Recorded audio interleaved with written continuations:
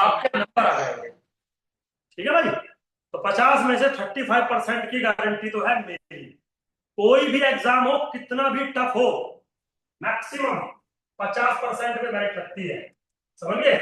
इसका मतलब जो बाकी समीर सर का पोर्शन बच गया, आपको सिर्फ 15% नंबर लेके आए। ठीक है। लेकिन मेरी गारंटी 35 मार्क्स की आउट ऑफ 100 तब है जब आप हर वो चीज पढ़ोगे जो मैं पढ़ाना चाहता हूं आपको।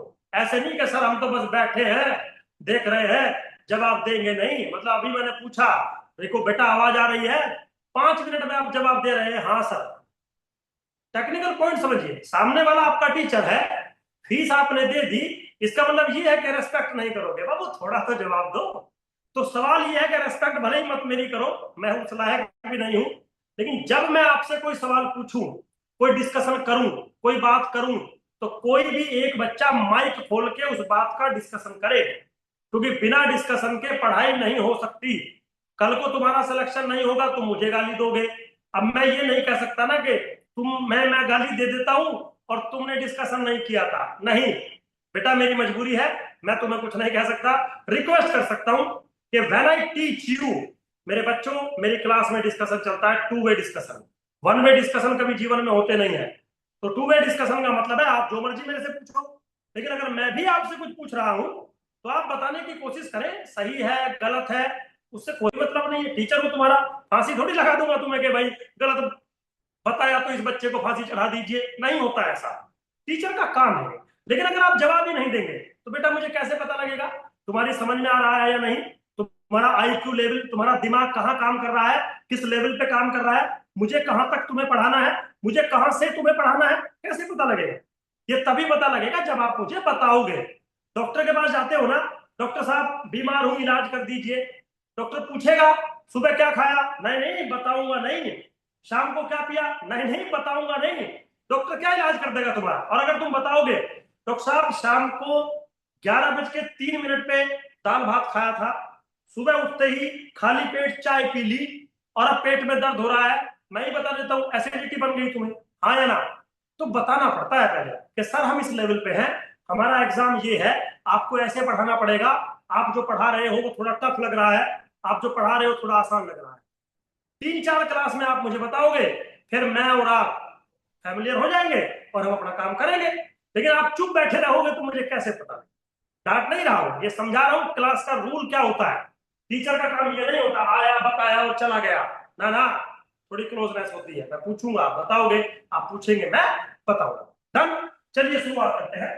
तो मैंने बोला कि मेरे 3 पेपर हैं, तीनों में डैम शो हूं, 50% लगभग आता है लगभग, और मैं 50% अगर आपको पढ़ाऊं, इतने नंबर की मेरी गारंटी होती है। लेकिन पढ़ाऊं का मतलब पढ़ाऊं नहीं, आप पढ़ेंगे तब गारंटी होती है, नहीं तो 50 के 5 आएंगे फिर वो मेरी कोई गारंटी नहीं है आपके साथ। समझ में आया? तो समझते हुए पढ़िएगा। चलिए, आज मैं सबसे पहले टॉपिक लेके चलूंगा स्टैटिस्टिक्स। स्टैटिस्टिक्स इसलिए लेके चलूंगा क्योंकि स्टैटिस्टिक्स और इकोनोमेट्रिक्स, थोड़ा सा अगर आप देखें, स्टैटिस्टिक्स और इकोनोमेट्रिक्स दोनों लिंक्ड है। इकोनोमेट्रिक्स तब तक समझ में नहीं आ सकती जब तक स्टैटिस्टिक्स की आपको बम्पर नॉलेज ना हो, बम्पर मतलब अच्छी नॉलेज ना हो, तब तक इकोनोमेट्रिक्स समझ में नहीं आएगी। होती तो बहुत डिफरेंट है स्टैटिस्टिक्स से, होती तो बहुत डिफरेंट है, लेकिन उसमें जो टूल्स यूज होते हैं, जो टर्मिनोलॉजी, जो टेक्नोलॉजी यूज होती है, वो स्टैट्स के बिना काम नहीं। तो सबसे पहले अब हम स्टैट्स पढ़ेंगे। ऐसा नहीं कि मैं पहले आपको स्टैट्स खत्म करूंगा, नहीं, पहले एक यूनिट स्टैट्स की खत्म कर दूंगा, फिर एक यूनिट मैथ्स की खत्म कर दूंगा, फिर स्टैट्स की खत्म करूंगा। इकोनोमेट्रिक्स तब शुरू करूंगा जब स्टैट्स पूरा खत्म हो चुका होगा, क्योंकि स्टैट्स के पूरे का यूज ही इकोनोमेट्रिक्स में है। तो थोड़ा थोड़ा नहीं पढ़ा सकता। हाँ, मैथ्स और स्टैट्स थोड़ा थोड़ा पढ़ा सकता हूँ, स्टैट्स और इकोनोमेट्रिक्स थोड़ा थोड़ा नहीं पढ़ा सकता, वो पहले स्टैट्स खत्म करना ही पड़ेगा। तो चलिए शुरुआत करते हैं। और सबसे पहले मैंने पूछा, जितने भी बच्चे क्लास में बैठे हैं, भाई स्टैटिस्टिक्स पढ़ा होगा कभी? सेमेस्टर 1, 2, 3, 4 कहीं तो पढ़ा होगा। Define statistics. कोई पूछ ले आपसे कि डेफिनेशन क्या होता है स्टैटिस्टिक्स का, या स्टैटिस्टिक्स किसको कहते हैं, क्या बोलोगे? आपको लगता नहीं कि आपको इकोनॉमिक्स का डेफिनेशन पता होना चाहिए? आपको लगता नहीं कि आपको माइक्रो इकोनॉमिक्स का डेफिनेशन पता होना चाहिए? आपको लगता नहीं आपको difference between micro and macro पता होना चाहिए, हाँ या ना? तो भाई मैक्रो मैक्रो से तो मुझे मतलब है नहीं, मुझे स्टैट से मतलब है। तो मैं तो कहूंगा, आपको लगता नहीं कि आपको स्टैटिस्टिक्स का मतलब पता होना चाहिए। और मतलब का मतलब, मैं आपकी नॉलेज चेक नहीं कर रहा, मतलब का मतलब है डेफिनेशन के अंदर पूरा सब्जेक्ट छुपा होता है। डेफिनेशन सिर्फ डेफिनेशन नहीं होती, पूरे सब्जेक्ट का सार होता है। सार मतलब एक पॉइंट होता है कि भाई ये समझ में आया, मतलब मैं अपने सब्जेक्ट में ये करने वाला हूं। तो क्या करने वाला हूं मैं अपने सब्जेक्ट में, कौन बच्चा बताएगा? चलिए उसके घर एक चॉकलेट भिजवा दूंगा, जो बताएगा। मजाक कर रहा था, खुद नहीं खाता मैं, भिजवाऊंगा क्या? चलिए जी, कोई है बच्चा? अद्वित ठुकराल कोई बच्चा है? अजय, दीक्षा, ईशु, इतने सारे बच्चे हैं, निकिता, तानिया, बेटा कोई बच्चा डिफाइन करेगा स्टैटिस्टिक्स मेरे लिए? कोई भी, कैसे भी, जो आपका दिल करता हो। अच्छा, सब्जेक्ट पढ़ा है ये? पढ़ा है ये सब्जेक्ट कभी? It's like collection of data, organizing, analyzing, interpretation of data. Yes. Very good, बस इतना ही है।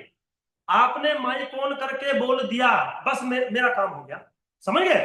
वो एक होता ना बेटा, किसी की मजबूरी होती है, तो मेरी ये मजबूरी है कि मेरा बच्चा बस एक बार मुझे ये दिखा दे, सुधीर साहब हम क्लास में हैं और जिंदा है और हमारी आवाज भी निकलती है, बस इतना दिखा दो, फिर मेरा काम शुरू हो जाता है। अब जो इस बच्ची ने बताया बिल्कुल सही बताया, लेकिन जो एक्चुअली में बताना चाहिए था वो ये छुपा गई। छुपा क्यों गई? क्योंकि पता नहीं था। अब मैं उसको एक्सप्लेन करता हूं। बस अब मेरा काम, आपका बस इतना काम है। मैंने पूछा, आप कुछ भी माइक ऑन करके मेरे को बोल दो, बस मेरा काम हो जाता है, फिर मैं आगे चल जाता हूँ। देखिए, मैं स्टैटिस्टिक्स आपको समझाता हूँ, आराम से समझेंगे। Statistics is a science in which we collect data, tabulate data, analyzes the data,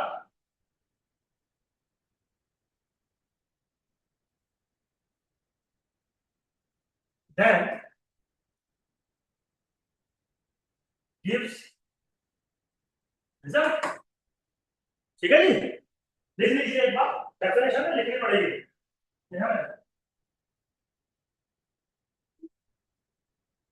ठीक है?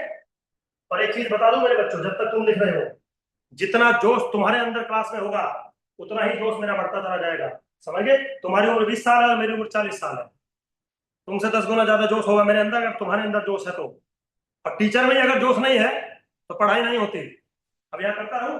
नहीं, जोश के बिना काम नहीं चलता दुनिया में। तो जो मर्जी सिचुएशन हो, आप बस सवाल पूछते रहिए, मेरे अंदर एनर्जी आती रहेगी, मैं अपने आप पढ़ाता रहूंगा, मेरा काम है वो। देखिए, जिस बच्ची ने भी स्टैटिस्टिक्स का डेफिनेशन दिया था, बाबू जो आपने बोला और जो मैंने लिखा सेम चीज है, या आपको कोई डिफरेंस लग रहा है? पढ़ लीजिए आराम से। Statistics is a science in which we collect the data, tabulate the data, analyze the data, then gives the result। दोनों सेम बात लग रही है या डिफरेंट है? बोलिए। Same, almost same. ऑलमोस्ट कोई सेम नहीं होता। सेम, चलो ऑलमोस्ट सेम मान लिया, मतलब सेम। जिस बच्ची ने जवाब दिया था, बाबू मैं नाम पढ़ना भूल गया उस बच्ची का, शायद निकिता। सर काइंडा सेम है, बट आपने यहाँ पे लिखा कि स्टैटिस्टिक्स साइंस है, बस वो वाला पार्ट हाँ, है। मतलब ये चीज है ना? और इसी चीज का तो पैसा था, नहीं तो सब कुछ तुम्हारे जैसा था। समझिए, समझाता हूं, मतलब आप मुस्कुरा सकते हो क्योंकि मेरा माहौल ऐसा ही रहता है। नॉलेज के साथ साथ मुस्कुराहट जरूरी है। खाली नॉलेज बांट के क्या करूंगा अगर तुम बोर हो गए तो? और खाली मैं कैटरीना कैफ भी नहीं हूं कि नाच के दिखा दूं, पढ़ाऊं ना। दोनों काम मुझे करने पड़ते हैं। देखिए बच्चे, आपका जो सब्जेक्ट है इकोनॉमिक्स, थोड़ा उसके साथ में टच दूंगा आपको। तो I have done MSc MPhil in mathematics, MSc in statistics, MA in economics from Delhi school of economics, MSc in OR. समझ में आया? 4 सब्जेक्ट में पोस्ट ग्रेजुएट हूं, लेकिन पढ़ाऊंगा मैथ्स और स्टैट्स आपको।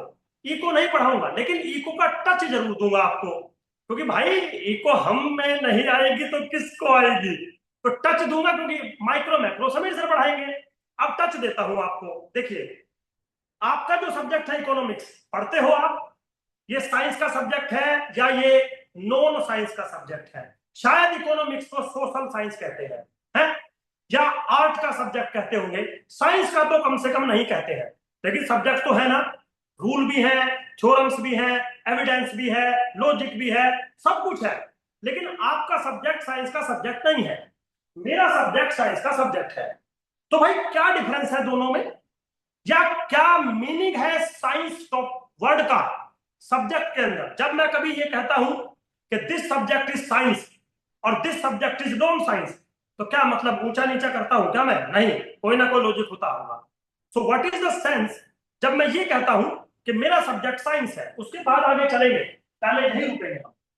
डेफिनेशन का मतलब डेफिनेशन लिखना नहीं था, डेफिनेशन का मतलब था कुछ चीजें आपको समझाना जो पूरे जीवन आपके काम आए।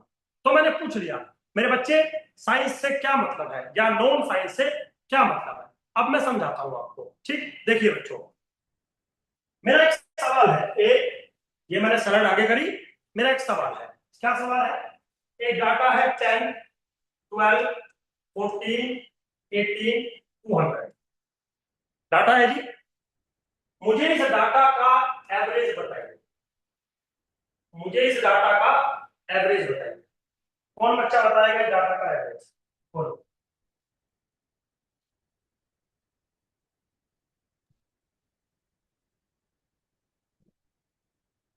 सर मुझे इस 14। डाटा का एवरेज बताइए जी बेटा। 14। 14। Yes very sir. गुड। कोई और बच्चा? कोई और बच्चा? अरे डाटा का एवरेज बताइए भाई। स्टैटिस्टिक्स में एवरेज नाम सुना होगा ना पहले, आज से? हाँ या ना? अरे यार ऐसे मत करो। नहीं नहीं, पेन पेपर ले लीजिए, आराम से कैलकुलेट कर लीजिए। ऐसे फिंगर पे काउंटिंग ना करो बच्चों वाली ऐसे। एक तो ऐसे ही कर रहा है, नहीं करना भाई, आप आराम से कैलकुलेट करके बताइए। एवरेज बताइए इस डाटा का।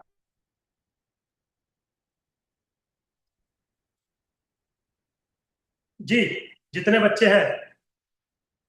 निकिता बेटा आप बोल रहे हो, आप ही बता दो, क्या कैलकुलेट कर रहे हो अभी?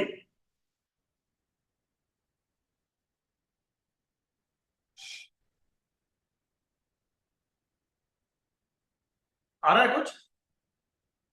सर 15.8 है। Very good, 50.8। ठीक है भाई, आपका कितना आ रहा है बेटा? 50.8 है। अब एक बात बताइए आप, दो बच्चों का ये आ रहा है रिजल्ट और एक का रिजल्ट ये आ रहा है, कंट्रोवर्सी हो गई, एक दूसरे की बात का अपोजिशन हो गया। तुम इसकी बात नहीं मानोगे, ये तुम्हारी बात नहीं मानेगा। डन है बात? चलो बीच में मैं भी कूद गया। सुधीर सर एवरेज क्या है इसका? मैंने बोला एवरेज ये है इसका। तो दो दो हो गए, दो उधर दो उधर। ना आप मेरी बात मानोगे ना मैं आपकी बात मानूंगा। चलो मनवाते हैं बात। पहले मैं एविडेंस दे दूं, फिर आप अपना एविडेंस दे देना, और फिर बात करेंगे 5 मिनट बाद। चलो एविडेंस ये है। बेटा एक बात बताओ, एवरेज का मतलब क्या होता है? पूछ लूं? तो जिस बच्चे ने ये बोला 50.8, वो मुझे एक बार एवरेज का मतलब समझा दे।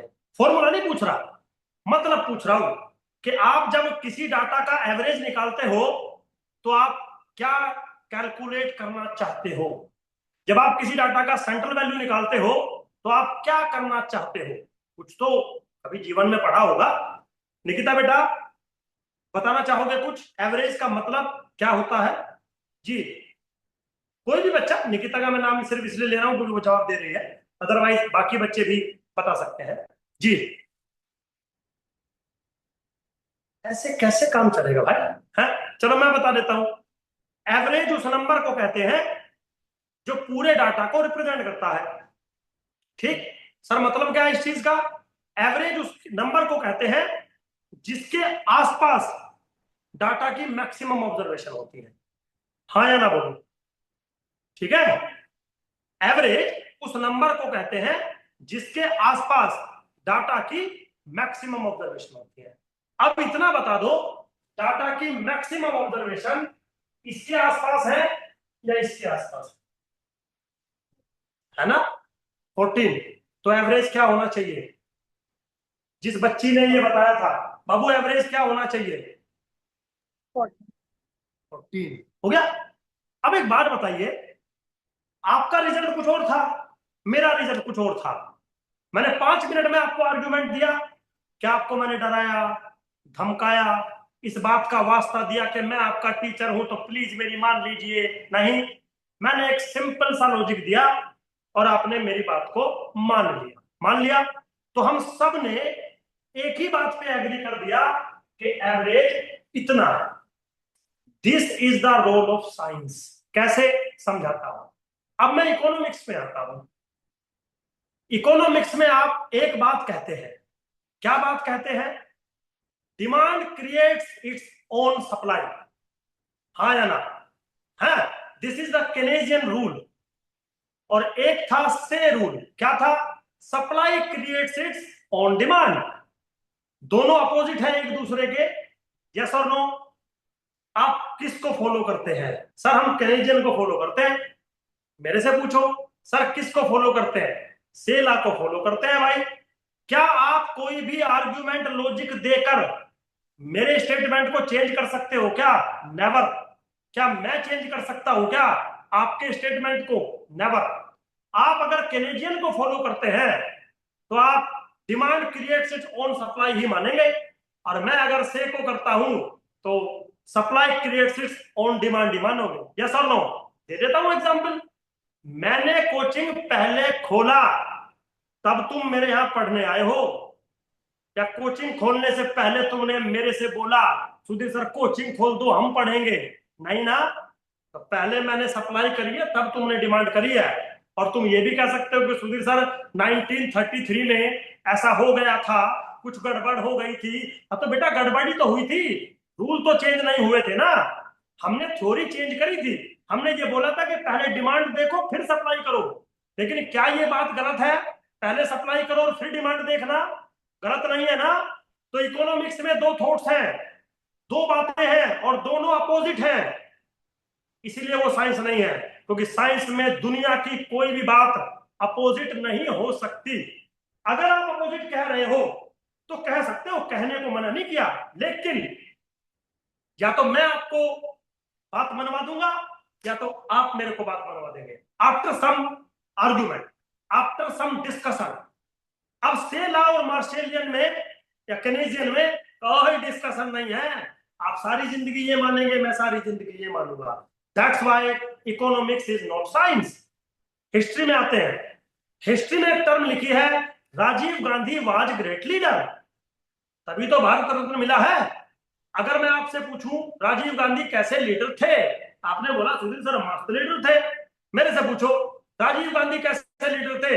घटिया लीडर था बिल्कुल। तुम मुझे मनवा दोगे क्या कि सर अच्छे मान लीजिए उनको? तुम जो मर्जी लॉजिक दे दो, मैं तुमसे डबल लॉजिक उनके अपोज में दे दूंगा। नेवर प्रूफ कि Rajiv Gandhi was a great leader. I never proof कि Rajiv Gandhi was a bad leader. तो कंट्रोवर्सी चलती रहेगी सारी जिंदगी। That's why history is not a science. तो साइंस उसको कहते हैं जिसमें कंट्रोवर्सी नहीं चलती। जो आज कह दिया जाएगा वही यूनिवर्सल फैक्ट होगा। अगर आपको समझ में नहीं आ रहा है, आपको एक्सेप्ट नहीं किया जा रहा है, तो भाई पूछो। तो जिन बच्चों ने ये बोला एवरेज, मैंने बोला गलत, वो मेरे से पूछेंगे सुधीर सर गलत कैसे बता रहे हो, तो मैं लॉजिक दूंगा। जैसे लॉजिक दिया तुमने क्या बोला? सर ठीक ही कह रहे थे। एक बच्चा मुझे सपोर्ट भी कर रहा था ना, एक ने बोला था ना 14, तो इसका मतलब वो बच्चा समझता है एवरेज का मतलब। तुम ना समझते तो तुमने अर्थमेटिक मीन निकाल दिया। तो तुमने एवरेज नहीं निकाला, तुमने निकाला था अर्थमेटिक मीन। मैंने पूछा क्या था? एवरेज। ओ गलती हो गई। हाँ तो गलती की सजा मौत थोड़ी होती है। बस पता है आपको कि गलती वलती नहीं हुई आपसे, आपको जानकारी नहीं थी। अदरवाइज जो मेरा सब्जेक्ट है ना, उसमें दो बातें नहीं हो सकती, उसमें एक ही बात होगी, क्योंकि वो साइंस। तो आज के बाद जो भी लिखूं यहां पर आंख बंद करके भरोसा कर लेना कि सुधीर सर लिखा है तो करेक्ट ही होगा। और जिस दिन ऐसा लगे नहीं सर ना मानेंगे नहीं, तो बेटा मौका तो दोगे ना एक बार एक्सप्लेन करने का, दे देना, 5 मिनट बाद मान लोगे, लेकिन मनवा दूंगा क्योंकि साइंस पढ़ा रहा हूं, नॉन साइंस नहीं। तो साइंस सर बट अगर जनरली अगर हम एवरेज निकालते हैं तो हम sum of values divided by total values ही करते हैं। हाँ अगर बेटा। जनरली अगर कोई एवरेज बोले तो अच्छा मैंने मान लिया। अगर बाबू हमेशा sum of the number divided by number करते तो मैं तो ज्योमेट्रिक मीन डिफाइन फिर मैंने क्यों किया, हार्मोनिक मीन मैंने डिफाइन क्यों किया, मीडियन मैंने डिफाइन क्यों किया, मोड मैंने डिफाइन क्यों किया? सोचिए, दिमाग लगाइए थोड़ा। अगर हमेशा सम डिवाइडेड बाय नंबर ही करते, अर्थमेटिक मीन ही निकालते, तो बाकी 4 मैंने पढ़ाए क्यों आपको? पढ़े हैं ना बाकी 4। और सुन लीजिए अभी मैं पढ़ाऊंगा, ये तो शुरुआत है ना, कितना टाइम हुआ है, 20-25 मिनट हुए हैं अभी। एक बात बताइए, क्या आपने एक रूल नहीं पढ़ा, अगर डाटा के अंदर एक्सट्रीम ऑब्जर्वेशन है तो आप एवरेज निकालने के लिए अर्थमेटिक मीन का इस्तेमाल नहीं करते, मीडियन का इस्तेमाल करते हैं। बोलो हाँ या ना। और जरा डाटा को देखना एक बार, डाटा के अंदर आपको दिख रहा एक्सट्रीम ऑब्जर्वेशन है, यस और नो? तो अर्थमेटिक मीन नहीं यूज करते, कौन यूज करते हैं? Median. Who is the median? 14। ये लीजिए, मिल गया आपकी बात का जवाब। अब वो समझ में आया कि नहीं आया? यस समझिए। लेकिन मेरे बच्चे, जब एग्जाम में ये सवाल आएगा तो सुधीर सर पढ़ाने नहीं जाएंगे आपको, आपको खुद दिमाग रखना है। और मैं साइंस का भी मतलब समझा दिया, और आपकी जो सारे जीवन गलती करते हुए आए हो वो भी मतलब समझा दिया आपको। एग्जाम में सवाल आते हैं ये, और बच्चा 1 सेकंड में ये निकाल के भाग आता है, सर वाह मजा आ गया। बाबू मजा नहीं, जीरो मिलेगा। जीरो क्या, नेगेटिव मिलेगा, 1-2 नंबर और कटेगा तेरा, क्योंकि तुम्हें एवरेज का मतलब ही नहीं पता था। एवरेज तो एक टेंडेंसी होती है, अर्थमेटिक मीन उस टेंडेंसी को कैलकुलेट करने का एक तरीका होता है, लेकिन वो तरीका हमेशा वर्क करे ये जरूरी नहीं है। अगर बाबू वही तरीका हमेशा वर्क करता तो बाकी 4 आप डिफाइन करते ही नहीं। सोचिए, दिमाग लगाइए, अगर बाकी 5, टोटल 5 आपने डिफाइन करे हैं तो पांचों का यूज होते होंगे, तो डाटा आपको थोड़ा समझाएगा ना कि मेरे अंदर क्या यूज होगा, तो पता चलना चाहिए। अब यहां मैं अर्थमेटिक मीन नहीं पढ़ा रहा आपको, यहां तो मैं साइंस का मतलब पढ़ा रहा हूं। अब मैंने निकिता से एक बात पूछी, बेटा अब जो मैंने ये 10 मिनट बोला, इसको सुनने के बाद आपको कैसा लगा? अभी भी आपको यही लग रहा है, या अब आप यहाँ पे आ गए? बस इतना बता दो। अगर आप यहाँ पे आ गए तो साइंस है, और अगर आप अभी भी यही हो तो मैं कुछ और बोलूं आपको। तब तक नहीं मानूंगा जब तक आप यहाँ नहीं आ जाओगे, कंफर्म गारंटी। निकिता बोलो बेटा। सर 14। बात खत्म। ये था साइंस का मतलब, कि कंट्रोवर्सी हो सकती है, लेकिन आफ्टर सम डिस्कशन या तो आप मेरी बात मानोगे या तो मैं आपकी बात मानूंगा। हिस्ट्री में ऐसा नहीं होता। मोहम्मद गजनबी अच्छा आदमी था, मोहम्मद गजनबी बुरा आदमी था, करवा के दिखाओ। मोदी जी अच्छे आदमी हैं, मोदी जी बुरे आदमी हैं, करवा के दिखाओ। पॉसिबल ही नहीं है। क्यों? क्योंकि हिस्ट्री है, हिस्ट्री में लिखा जाएगा ना मोदी जी अच्छे इंसान थे, मोदी जी बुरे इंसान थे।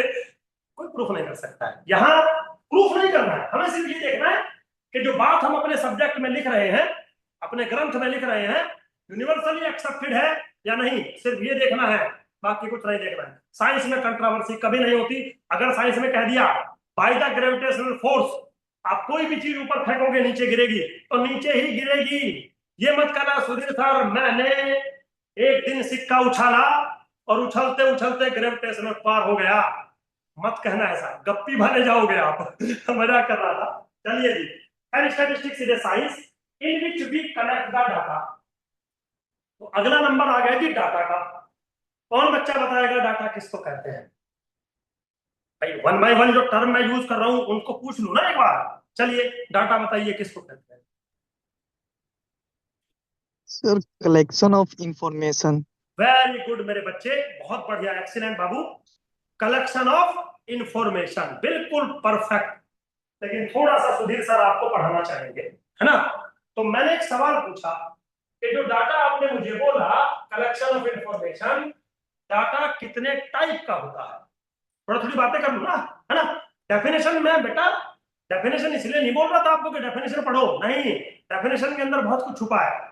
तो तुम्हें आज कुछ अच्छी सी चीज नहीं मिली साइंस को लेके?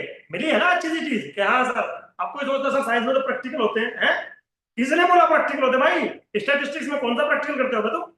सोचने वाली बात है ना? तो प्रैक्टिकल प्रैक्टिकल से मतलब नहीं होता, मतलब होता है यूनिवर्सल एक्सेप्टेंसी से। ठीक, चलिए, तो डाटा कितने टाइप का होता है, कौन बच्चा बोलेगा? पढ़ा भाई, स्टैटिस्टिक्स में आप डाटा को तो एनालाइज करते हो, तो मैंने पूछा कि डाटा कितने टाइप का होता है, डाटा कौन कौन से टाइप का होता है, कौन बच्चा बोलेगा?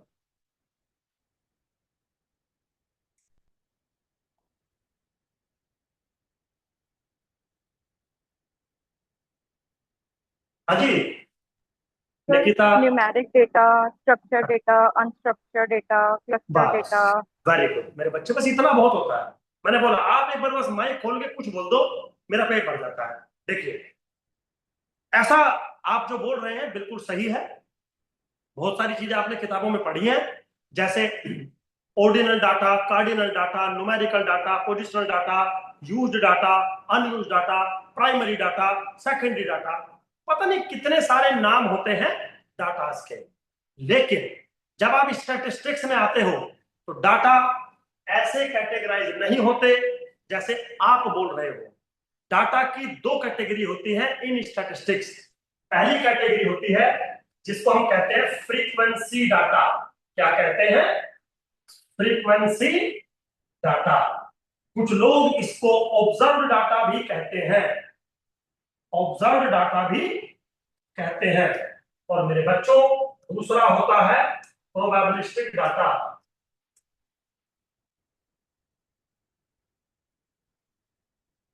जिसको हम एक्सपेक्टेड डाटा भी कहते हैं, जिसको हम रैंडम डाटा भी कहते हैं। गौर से सुनिए, स्टैटिस्टिक्स जब डाटा को डील करती है तो स्टैटिस्टिक्स डाटा को दो तरीके से डील करती है। पहला तरीका फ्रीक्वेंसी डाटा, दूसरा तरीका प्रोबेबिलिस्टिक डाटा। फ्रीक्वेंसी डाटा को आप ऑब्जर्व डाटा भी कहते हैं, प्रोबेबिलिस्टिक डाटा को आप एक्सपेक्टेड डाटा या रैंडम डाटा भी कहते हैं। चलिए थोड़ा समझाता हूं आपको चीजें। फ्रीक्वेंसी डाटा तो आपने बहुत बार जीवन में पढ़ा होगा, है ना। एक्स वेरिएबल होता है, एफ फ्रीक्वेंसी होती है, वेरिएबल होता है x1 x2 dot dot xn, frequency होती है f1 f2 dot dot fn। हो गया जी? हो गया भाई? चलिए, क्या कोई बच्चा मुझे प्रोबेबिलिस्टिक डाटा का एग्जांपल देगा? जो भी आपको आता है छोटा मोटा। ये तो समझ में आता ना है? वो ले लिया, नंबर ऑफ मार्क्स 1 2 3 4 5 10, कितने स्टूडेंट के मार्क्स हैं, आपने ऑब्जर्व कर लिए, नोट करो, आपने ऑब्जर्व कर लिए हैं, इसके इतने नंबर, इसके इतने नंबर, इसके इतने नंबर, इसके इतने नंबर, ऑब्जर्व करें, है ना। That's why the name is observed data, जिसको हम फ्रीक्वेंसी डाटा कहते हैं, क्योंकि फ्रीक्वेंसी की फॉर्म में इसको लिखा गया है। दूसरा है प्रोबेबिलिस्टिक डाटा। कोई भी बच्चा जो मुझे एग्जांपल दे दे प्रोबेबिलिस्टिक डाटा का, बताइए। हेड और टेल, वेरी गुड, बहुत बढ़िया, कुछ मिल रहा है। और कोई बच्चा? चलिए समझा देता हूं आज। जैसे फ्रीक्वेंसी डाटा दो बातों से मिलकर बनता है, वेरिएबल और कोरस्पॉन्डिंग फ्रीक्वेंसी, ऐसे ही प्रोबेबिलिस्टिक डाटा दो चीजों से मिलकर बनता है, वेरिएबल और कोरस्पॉन्डिंग प्रोबेबिलिटी। जैसे फॉर एग्जाम्पल आपने बोला, सुधीर सर मेरे पास एक फेयर कॉइन है, ठीक, या तो हेड आएगा या तो टेल आएगा। मैंने बोला बिल्कुल ठीक है सर। देखो, अगर हेड आया तो आई विल असाइन नंबर 1, और अगर टेल आया तो आई विल असाइन नंबर -1। मैं तो नहीं देता 0, मैं तो -1 दूंगा, ठीक। तो आप कहोगे sir variable will take value 1 और -1, आया ना। प्रोबेबिलिटी 1/2, 1/2 हो गया। Now this data is probabilistic data. इसका मतलब आपने जीवन में जितने भी रैंडम वेरिएबल पढ़े हैं, Bernoulli, binomial, Poisson, geometric, uniform, exponential, normal, beta, gamma पढ़े हैं ना, वो सारे जो रैंडम वेरिएबल हुआ करते थे वो रैंडम वेरिएबल नहीं, वो प्रोबेबिलिस्टिक डाटा हुआ करते थे। तो ये प्रोबेबिलिस्टिक डाटा है, समझ में आया। तो हम स्टैटिस्टिक्स में इसको भी एनालाइज करते हैं, इसको भी एनालाइज करते हैं, लेकिन पॉइंट टू बी नोटेड, ये डाटा कलेक्ट किया जाता है और ये डाटा बनाया जाता है, डिफाइन किया जाता है, कलेक्ट नहीं किया जाता। आप प्रोबेबिलिटी कलेक्ट करते हो क्या कभी? डिफाइन करते हो, जैसे तुमने यहां डिफाइन किया। अब अगर मैं एक सवाल पूछ लूं, लो बेटा एक सवाल पूछ लूं कि मेरे पास एक अनफेयर कॉइन है, मेरे पास एक अनफेयर कॉइन है जिसके तरफ हेड और टेल लिखा है, लेकिन वो अनफेयर कॉइन है, फेयर कॉइन नहीं है। समझते हो ना फेयर और अनफेयर कॉइन? तो देखो बच्चों, अगर हेड आया तो वैल्यू 1, और टेल आया तो वैल्यू 0, तो वैल्यू तो हो गई 1 और 0। और कोएन है अनफेयर, मैंने बोला देखो हेड आने की प्रोबेबिलिटी है 3/4 और टेल आने की प्रोबेबिलिटी है 1/4, तो प्रोबेबिलिटी क्या हुई 3/4 1/4, हाँ या ना। तो ये जो प्रोबेबिलिटी डिफाइन करी है, क्या मैंने कहीं से कलेक्ट करी है? नहीं, मैंने डिफाइन करी है। अब तुम बोल दो सुधीर सर 999, मेरे को लगता है 1/7, मेरे को लगता है 6/7, कोई टेंशन नहीं है, बाद में चेक करेंगे, फिलहाल तो डिफाइन कर रहे हो ना, या कलेक्ट कर रहे हो? No, define. So point to be noted, जिस डाटा को स्टैटिस्टिक्स में आप पढ़ोगे वो या तो कलेक्ट होगा या तो डिफाइन होगा। कलेक्ट होगा तो फ्रीक्वेंसी ऑब्जर्व, ऑब्जर्व का मतलब ये है कि मैंने नोटिस कर लिया, सब कुछ पूछ लिया आपसे, मेरे पास एक्चुअल फॉर्मेट है। Now this data is estimated, मैं इसको बना रहा हूं, मैं अनुमान लगा रहा हूं कि जो अनफेयर कॉइन है उसमें हेड आने का प्रोबेबिलिटी इतना है, टेल आने का प्रोबेबिलिटी इतना है। क्या एग्जैक्टली इतना ही होगा? नहीं ना, क्योंकि आपने ये अनुमान लगाया है, ये ऑब्जर्व नहीं किया है आपने। तो स्टैटिस्टिक्स में 2 टाइप के डाटा, एक फ्रीक्वेंसी और एक प्रोबेबिलिस्टिक, दोनों को साइंटिफिकली एनालाइज ही करेंगे, लेकिन दोनों के एनालाइजेशन का रिजल्ट अलग होगा। क्यों? क्योंकि दोनों डाटाज की नेचर अलग अलग है। एक की नेचर है ऑब्जर्व, एक की नेचर है एक्सपेक्टेड, एक कलेक्ट किया गया है और दूसरा बनाया गया है, तो नेचर डिफरेंट है, तो इनके एनालाइजेशन भी डिफरेंट होंगे। चेक करो भाई, कोई डाउट का पूछो। देखिए बेटा समझ में आ रहा है? बाकी बच्चे, मेरे बच्चों समझ में आ रहा है सब कुछ कहना चाहते हो, पूछना चाहते हो? चलूं चलूं आगे? यस। जी बेटा, क्लियर हो गया यहां तक? चलिए अब फिर से आता हूं अपने डेफिनेशन पे। हो गया नहीं? फिर क्या है टैबुलेट डाटा। तो टैबुलेट से मुझे कोई ज्यादा टेंशन नहीं है, टेबल में लगाना है जैसे मर्जी लगाइए आप, है। फिर हम क्या करते हैं, डाटा को एनालाइज करते हैं। तो मेरा एक सवाल है, क्या कोई बच्चा बता सकता है what is the meaning of analysation of the data? मतलब जब भी मैं कभी ये कहता हूं कि चलो बच्चों डाटा को एनालाइज करते हैं, क्या मतलब होता है इस चीज का? चलो बच्चों डाटा को एनालाइज करते हैं, क्या मतलब होता है इस चीज का? अभी पढ़ा है ना एनालाइजेशन ऑफ डाटा। तो if I say we analyze the data today, what is the meaning of this one? क्या करना चाहते हैं? हाँ, उसके कुछ पैरामीटर्स होते हैं, तो क्या करूं, उनसे खेलूं ऐसे? क्या करूं? वही तो पूछ रहा हूं कि पैरामीटर्स होते हैं तो करना क्या है उनका, बताइए।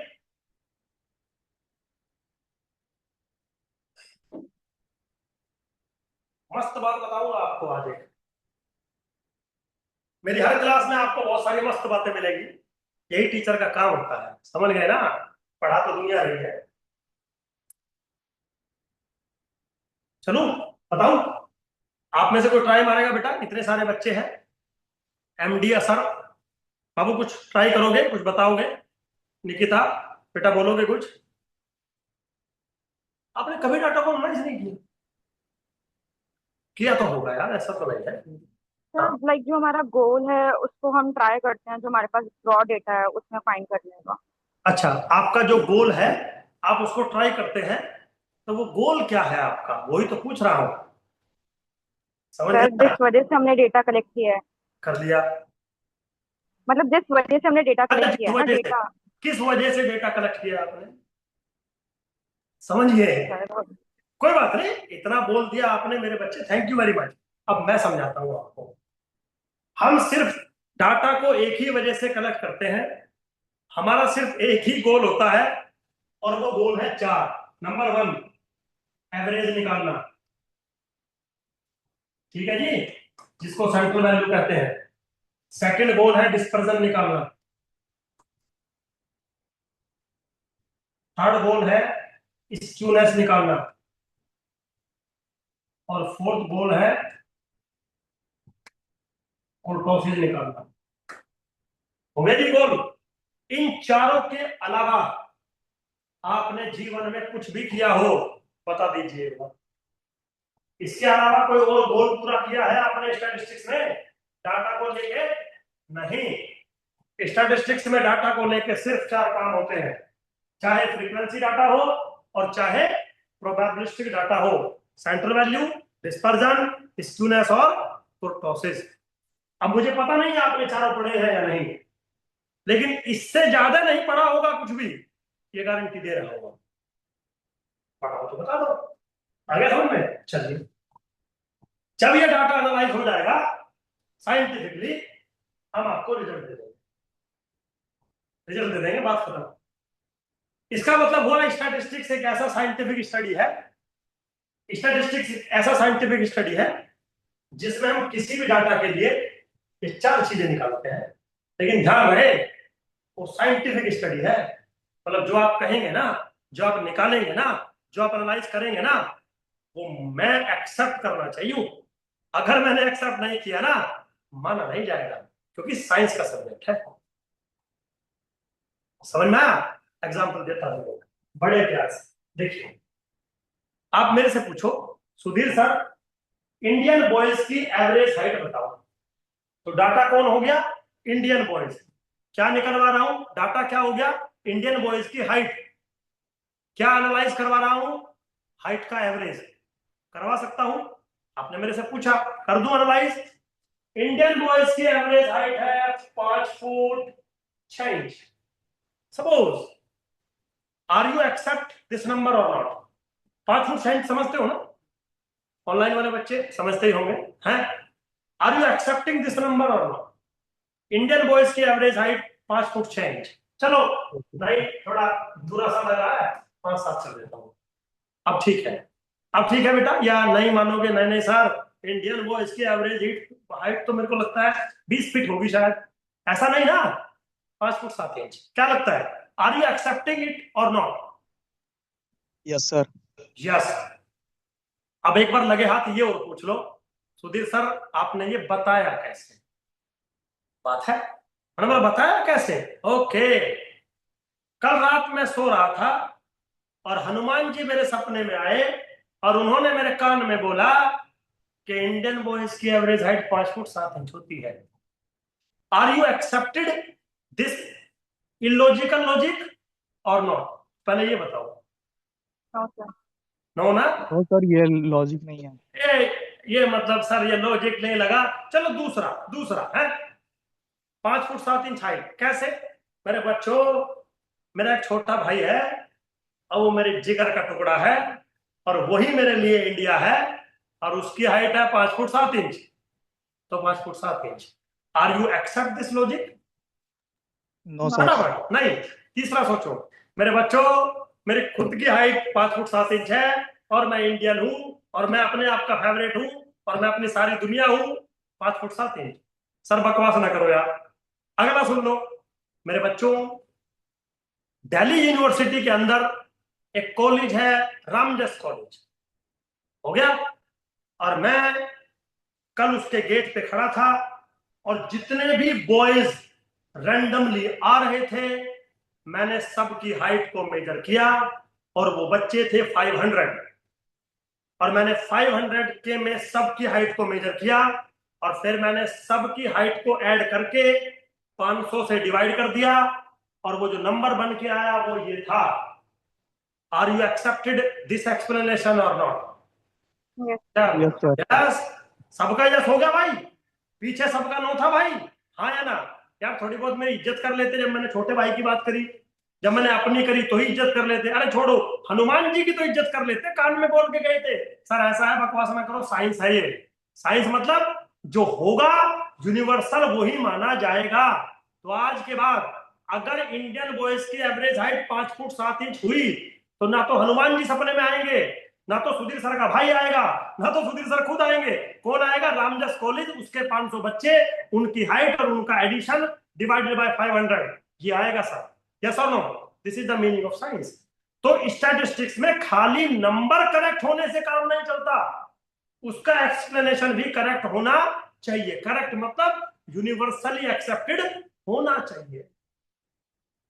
आराम से सुनिए, कोई ऐसा जल्दबाजी नहीं चल रही है देश के अंदर कि कल कोई इमरजेंसी घोषित हो जाएगी। पढ़िए, लेकिन आप पढ़िए। ये जो छोटी छोटी बातें मैं आपको बता रहा हूं ये आपका बेस बना रहा हूं। कल को आप दुनिया का जो मर्जी एग्जाम देना। सुधीर सर ने कितने कॉन्फिडेंस के साथ बोला था? 50 में से 35। क्या लगता है तुम्हें? इस तरीके से पढ़ोगे तो 50 में से 40 आएंगे। वो तो 5 नंबर मैंने वैसे ही कम कर दिए, मगर चलो कोई बात नहीं, ज्यादा एक्सपेक्टेशन देना बच्चों को गलत होती है। 50 में से 50 आते हैं, लेकिन पढ़ना ऐसे पड़ता है, एकदम एकदम नॉलेजेबल, कोई चीज छूटनी ही नहीं चाहिए जो हम पढ़ा रहे हैं। तो मेरे बच्चों आधा पौना घंटा मैंने डेफिनेशन में लगा दिया आपके लिए, लेकिन खाली डेफिनेशन नहीं थी, इन सब के बहुत जबरदस्त मतलब होते हैं। तो साइंटिफिक स्टडी है जिसमें हम डाटा को एनालाइज करेंगे, और डाटा होता है दो टाइप का, फ्रीक्वेंसी डाटा और प्रोबेबिलिस्टिक डाटा। तो मेरे बच्चों पहले हम फ्रीक्वेंसी डाटा एनालाइज करेंगे और फिर हम प्रोबेबिलिस्टिक डाटा एनालाइज करेंगे। लेकिन एक प्रॉब्लम क्या है, एक बात है, फ्रीक्वेंसी डाटा कलेक्ट करके मैं आपको दे दूंगा, प्रोबेबिलिस्टिक डाटा मैं कलेक्ट करके नहीं दे सकता आपको बनाना पड़ेगा, समझ गए? तो पहले उसको मुझे बनाना सिखाना पड़ेगा, और जब वो बन जाएगा फिर हम उसको एनालाइज करेंगे। तो जो डाटा है फ्रीक्वेंसी डाटा, वो बनाना नहीं, वो तो कलेक्ट करना है, तो कलेक्ट करके मैं आपको दे दूंगा। और चलो जी मैंने दे दिया, ये लो बच्चों, मेरे पास एक फ्रीक्वेंसी डाटा है XI/FI, I goes from 1 2 3 up to dot dot है, ये लो। ठीक है, मैं हमेशा फ्रीक्वेंसी डाटा को ऐसे लिखता हूं, कुछ लोग फ्रीक्वेंसी डाटा को ऐसे लिखते हैं, x is the variable, f is the frequency, x1 dot dot to xn f1 dot dot to, ऐसे लिखते हो ना, जैसे मर्जी लिखो, उससे कोई मतलब नहीं। चलिए हटा दिया। अब बारी आई सुधीर सर, डाटा हमारे सामने लिखा है, इसको एनालाइज करके दिखा दीजिए। मैंने बोला चलो बेटा करते हैं। तो सबसे पहले क्या निकालेंगे, एवरेज को हम सेंट्रल वैल्यू भी कहते हैं, CV। पढ़ाना शुरू करने से पहले एक बात बता दूं, एवरेज अलग चीज होती है और अर्थमेटिक मीन अलग चीज होती है। बहुत सारी किताबें ऐसा लिखती हैं, एवरेज का मतलब ही अर्थमेटिक मीन होता है, क्योंकि जो बच्ची बोल रही थी सुधीर सर इन जर्नल हम यही निकालते हैं। बाबू आज इन जर्नल बात नहीं चल रही है, आज बात चल रही है यूनिवर्सल, सबके लिए। क्या सबके लिए आप एवरेज के लिए अर्थमेटिक मीन का यूज करते हो? नहीं, तो फिर एवरेज अलग चीज है, अर्थमेटिक मीन अलग चीज है। तो मैंने यही पूछ लिया आपसे कि एवरेज और अर्थमेटिक मीन में क्या डिफरेंस होता है। भाई इतना तो समझ गया ना कि अलग चीज होती है ना? एवरेज को हम सेंट्रल वैल्यू भी कहते हैं, लेकिन अर्थमेटिक मीन को हम एवरेज नहीं कहते। वो तो जो कह रहे हैं पता नहीं क्या दिमाग में कमी है उनके, कहने को तो कोई कुछ भी कह दो है। राखी सावंत कह रही थी अगर मोदी जी जवान होते तो मैं उनसे शादी कर लेती, तो किसी ने फांसी थोड़ी लगा दी उनको है। कहने को आप जो मर्जी कहिए, लेकिन कह सकते हो या नहीं ये थोड़ा देखना पड़ेगा। तो बच्चा बताएगा एवरेज क्या होता है और what is the difference between average and arithmetic mean.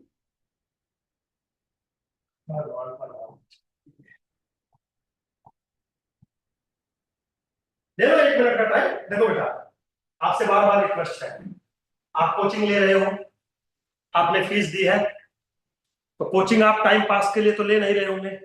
और बाबू तुम भले कोचिंग टाइम पास के लिए ले रहे हो, मैं टाइम पास के लिए पढ़ा नहीं रहा हूं, क्योंकि टाइम को पास करने के लिए मेरे पास और बहुत सारे काम है, ये काम नहीं है, समझ गए?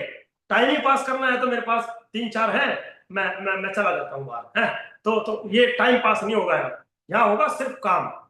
तो आप मस्ती करते रहिए, मजाक करते रहिए, वो एक अलग चीज है, लेकिन आप टाइम पास के फॉर्मेट में नहीं आना बिल्कुल भी। तो कौन बच्चा एवरेज और अर्थमेटिक मीन में डिफरेंस समझा है? मैं बोलूं फिर? चलिए देखिए, एवरेज एक टेंडेंसी होती है और अर्थमेटिक मीन उस टेंडेंसी को कैलकुलेट करने का एक तरीका होता है। जैसे एवरेज हाइट एक टेंडेंसी है, अर्थमेटिक मीन उस एवरेज हाइट को कैलकुलेट करने का एक तरीका है। आप एवरेज हाइट ज्योमेट्रिक मीन से भी कैलकुलेट कर सकते हो, हार्मोनिक मीन से भी कैलकुलेट कर सकते हो, मीडियन और मोड से भी कैलकुलेट कर सकते हो। तो average height is a tendency, arithmetic mean of average height is a number जो कि उस टेंडेंसी की न्यूमेरिकल वैल्यू होता है।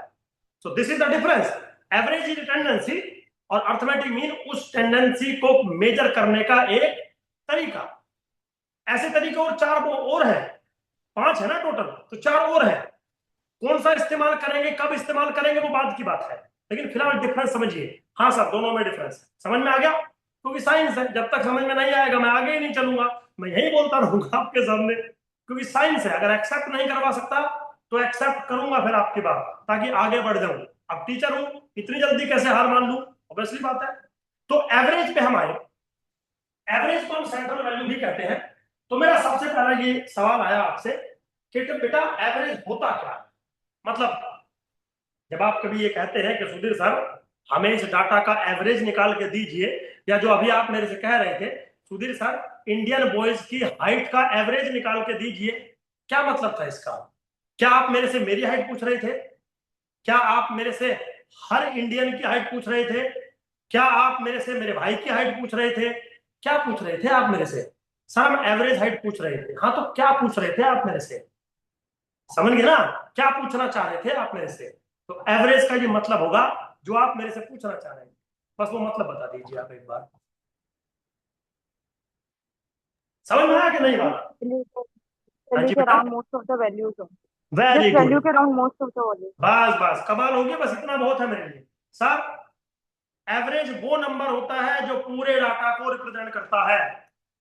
चलिए जी थोड़ा एलिब्रेट करते हैं इसको, थोड़ा एक्सटेंड करते हैं।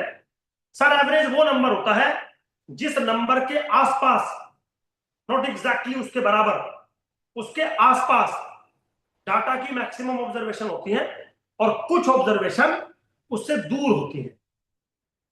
मैं ये नहीं कह रहा कि सारी ऑब्जर्वेशन उसके आसपास होती है, लेकिन मैक्सिमम ऑब्जर्वेशन उसके आसपास होती है और कुछ ऑब्जर्वेशन उससे दूर होती है।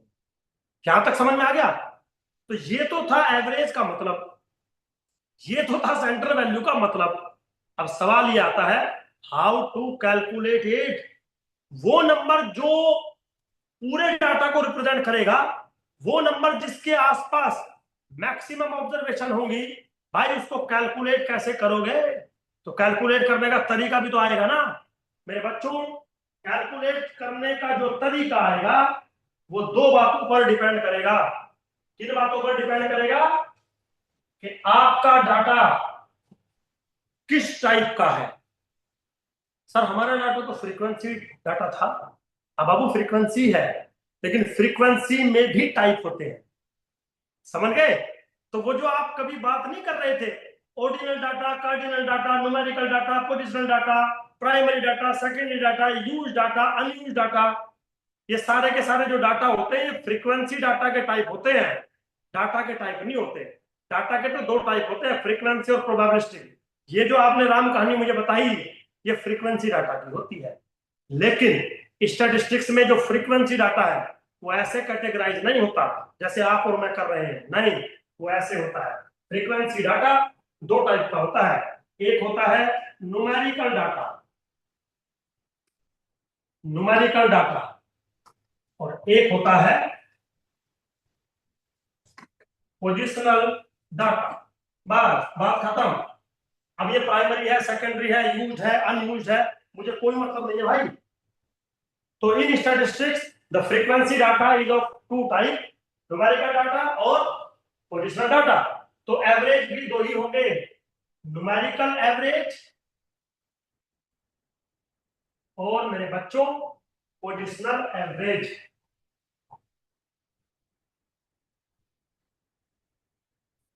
पोजिशनल एवरेज कभी पढ़े हैं जीवन में ये सब बातें? न्यूमेरिकल एवरेज, पोजिशनल एवरेज, कभी नाम वाम सुने हो? जी एमडी असर, निकिता बेटा कभी सुने हैं ये नाम, न्यूमेरिकल एवरेज, पोजिशनल एवरेज? हाँ या ना? Yes sir. यस। क्यों सुने हैं ऐसे? क्योंकि आपने ये तो कह दिया कि एवरेज निकालिए, फॉर्मूला सुधीर सर बनाइए, तो मैं भी तो कुछ पूछूंगा ना भाई। तो मैंने बोला कि बेटा देखो फॉर्मूला तो मैं बना दूंगा, लेकिन पहले आपको डाटा की नेचर मुझे बतानी पड़ेगी। अगर डाटा की नेचर है न्यूमेरिकल तो न्यूमेरिकल एवरेज चलेंगे, और डाटा की नेचर है पोजिशनल तो पोजिशनल मेजरमेंट चलेंगे। और जैसे आपने बोला तो मैंने बोल दिया कि न्यूमेरिकल और एवरेज होते हैं तीन, एक है अर्थमेटिक मीन, दूसरा है ज्योमेट्रिक मीन, और तीसरा है हार्मोनिक मीन। और पोजिशनल एवरेज कौन कौन होते हैं? एक है मीडियन और दूसरा है मोड। अब आप देख लीजिएगा कौन सा मेजरमेंट आपको करना है। और कौन सा मेजरमेंट आपको नहीं करना है। चलो आगे।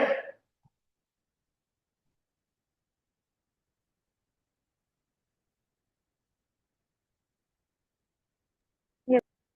ठीक है बेटा, अब एक बात मुझे आप बताइए छोटी सी, ये जो 5 तरीके से आप एवरेज निकाल रहे हैं, क्या इन पांचों से सेम रिजल्ट आएगा?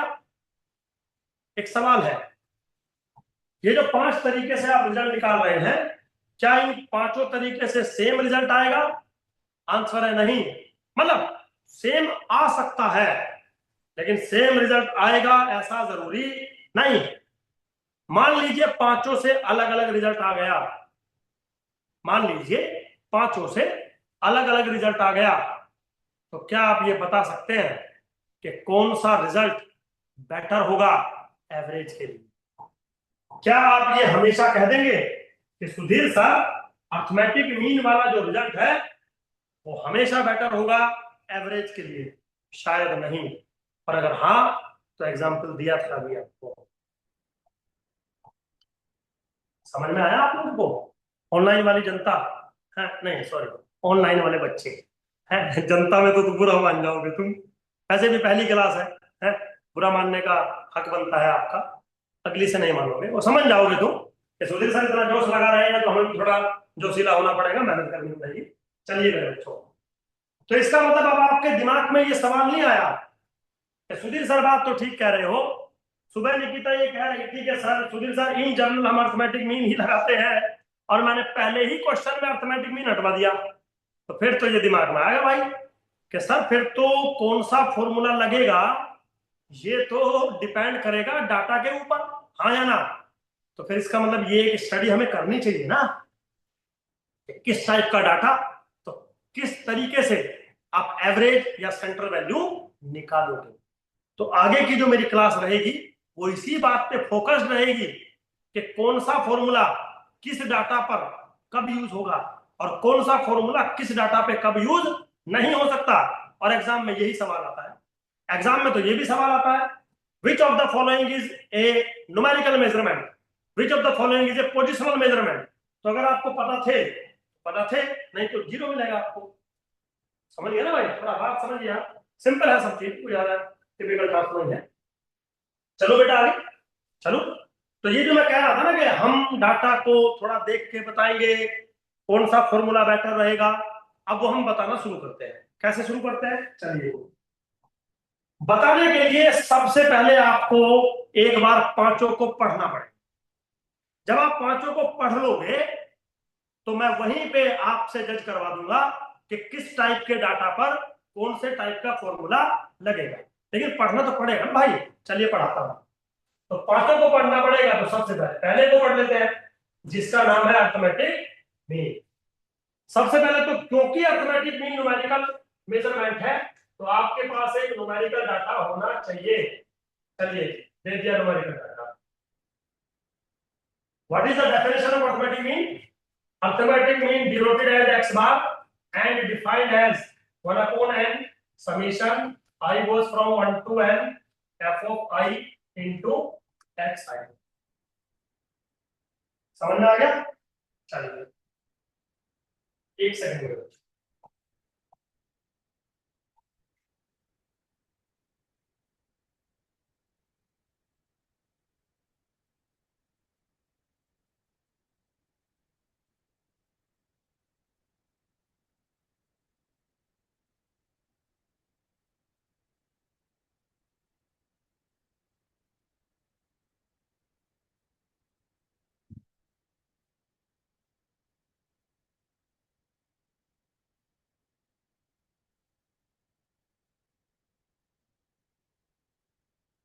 हाँ जी बेटा, भाई अर्थमेटिक मीन समझ में आ गया? चलो आगे। चलिए अब देखिए मेरे बच्चों, सबने ये फॉर्मूला पढ़ा है अर्थमेटिक मीन का, इसमें कोई दिक्कत है आपको? नहीं। लेकिन मेरे सवाल का जवाब नहीं मिला कि सुधीर सर आपको कैसे पता लगेगा कि किस टाइप के डाटा पर कौन सा फॉर्मूला लगेगा। मतलब आज तो हम अर्थमेटिक मीन की बात करेंगे, तो अभी हमें यह नहीं मैंने बताया कि अर्थमेटिक मीन किस किस टाइप के डाटा पे लगेगा और किस किस टाइप के डाटा पे नहीं लगेगा। इसके लिए थोड़ा वेट करना पड़ेगा आपको। वेट मतलब पहले कुछ चीज बताता हूँ आपको। देखिए बच्चों, जब भी आप दुनिया में कभी भी कुछ न्यूमेरिकल मेजरमेंट्स पढ़ेंगे, जैसे आज आप अर्थमेटिक पढ़ रहे हो और बहुत सारे आप पढ़ोगे, तो तीन चीजें आप हमेशा उनके बारे में आपको जाननी चाहिए। तीन चीजें क्या क्या है? चलो, एक तो डेफिनेशन हो गई, नोटेशन हो गई, ये तो हो ही गई सबके लिए। तीन चीजें आपको कंफर्म जाननी पड़ेगी हर एक न्यूमेरिकल मेजरमेंट के लिए, और वो तीन चीजें हैं मेरिट, डीमेरिट और प्रॉपर्टीज। मेरिट का मतलब होता है अच्छी बातें, अच्छी बातों का मतलब होता है कि किस किस टाइप के डाटा पर इसका इस्तेमाल किया जा सकता है। डीमेरिट बुरी बातें, किस किस टाइप के डाटा पर इसका इस्तेमाल नहीं किया जा सकता। एक होती है प्रॉपर्टीज। प्रॉपर्टीज का मतलब होता है कि यूनिवर्सल फैक्ट। यूनिवर्सल फैक्ट मतलब जो मैं आज कह दूंगा वो ही रहेगा। ठीक है भाई? जैसे फॉर एग्जाम्पल, आप हिंदुस्तान में रहते हो, पाकिस्तान में रहते हो, बांग्लादेश में रहते हो, अमेरिका में रहते हो, सूरज पूरब में ही निकलता है। बात है, चलो कहीं चले जाओ, सूरज पूरब में ही निकलता है। अब गुरुजी, सूरज पूरब में नहीं निकलता, जिस दिशा में सूरज निकलता है उस दिशा को पूरब कहते हैं। तो चाहे आप अमेरिका में सूरज निकाल लो, इंडिया में निकाल लो, पाकिस्तान में निकाल लो, जहां मर्जी निकालो, जब किसी भी देश में निकालोगे कि भाई सूरज पूरब में निकल रहा है, नहीं, जिस दिशा में सूरज निकल रहा है उस देश के लोग उसको पूरब कह रहे हैं। इसका मतलब ये प्रॉपर्टी है सूरज का कि वो पूरब में निकलेगा। समझ में आया? प्रॉपर्टी का मतलब यूनिवर्सल फैक्ट। गुरु जी कुछ भी हो जाए ऐसा ही होगा। तो आज कुछ हम ऐसा पढ़ने वाले हैं, कुछ भी हो जाए ऐसा ही होगा। पहली प्रॉपर्टी पढ़िए, नंबर 1। और पहली प्रॉपर्टी मेरे बच्चों ये है कि दुनिया का कोई भी डाटा हो, summation i goes from 1 to n f of i x i minus x bar हमेशा 0 होगा। This is one of the most important property and the first property of arithmetic mean। क्या कह रही है? Sum of the deviation। Statistics में difference को deviation कहते हैं, कोई बात नहीं। Sum of the deviation from arithmetic mean is always 0। दुनिया का कोई भी डाटा हो, अगर आप हर एक ऑब्जर्वेशन में से अर्थमेटिक मीन माइनस करते हो, फ्रीक्वेंसी की मल्टीप्लाई करते हो और सबका सम कर देते हो, तो बाय गॉड 0 बनेगा। अब आप लोग गुरु जी, मतलब सुधीर सर, क्या आपने पूरी दुनिया के डाटा देखे हैं? नहीं, मैंने तो खुद का डाटा नहीं देख रखा है, लेकिन फिर भी बात तो कह रहा हूं, तो इसका मतलब इसका प्रूफ होगा ना फिर मेरे पास, क्योंकि साइंस है। या तो तुम ये बोल दो सुनील सर हाँ हमें इसका प्रूफ पता है, हम आपकी बात मान लेते हैं, और नहीं मानोगे तो भाई एक लॉजिक दे देता हूं, 1 मिनट में मान लोगे। है, अब मैं कहने लगूं ये चीज इसकी power 3 0, suppose suppose for example, तो बोलोगे ना गुरु जी नहीं मानेंगे, प्रूफ करके दिखाइए। ना ना बेटा मेरे पास प्रूफ नहीं है, हटा दिया। तो जिसका प्रूफ है, जिसका एविडेंस है वही तो दे पाऊंगा, तो दूसरे को तो मानोगे नहीं आप। तो मेरा सवाल है, क्या ये चीज आपको समझ में आ रही है जो लिखी है? And this is the one of the property. Property क्यों? क्योंकि ये यूनिवर्सल फैक्ट है। Universal fact. बस मैंने बोला भाई, मैं तो आज तक हिंदुस्तान से बाहर गया नहीं, लेकिन मैं ये कह सकता हूं अमेरिका में भी सूरज पूरब में ही निकलता है। बात है, देख लो कभी गलत हो जाए मामला, रिकॉर्ड हो रही है क्लास, बाद में बोलो सर को तो ये भी नहीं पता अमेरिका में सूरज पश्चिम में निकलता है। नहीं ना, पूरब में निकलेगा, तो ये प्रॉपर्टी है। मैं तो गया नहीं अमेरिका, बांग्लादेश नहीं, एक बार थाईलैंड तो मैं गया था, तो वहां निकलता है पश्चिम में, पूरब में निकलता है, वहां भी गया नहीं था, मैं मजाक कर रहा हूँ। चलिएगा, तो बेटा इज इट एक्सेप्टेड और नॉट एक्सेप्टेड? तो यस, नहीं तो आगे चलो, बोलो फटाफट। निकिता बेटा क्लियर हो गया यहाँ तक? MDS very good. तो दूसरी प्रॉपर्टी पे चलो, वेरी गुड। दूसरी प्रॉपर्टी ये, सेकंड प्रॉपर्टी है कि अगर मैं एक एक्सप्रेशन बनाऊं, summation i goes from 1 to n f of i bracket x i minus a का होल स्क्वायर इज मिनिमम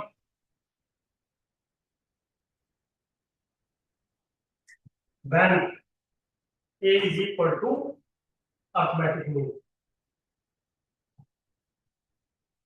गौर से सुनिए, रीड करके दिखाता हूं इसको। क्या है? Sum of the deviation of the square is minimum when the deviation is taken about arithmetic mean.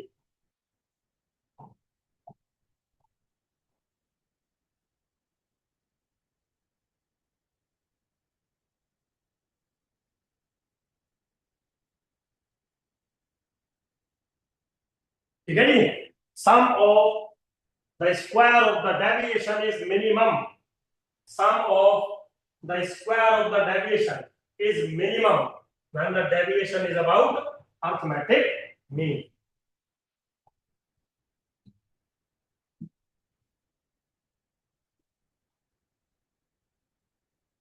बेटा प्रॉपर्टी समझ में आ रही है?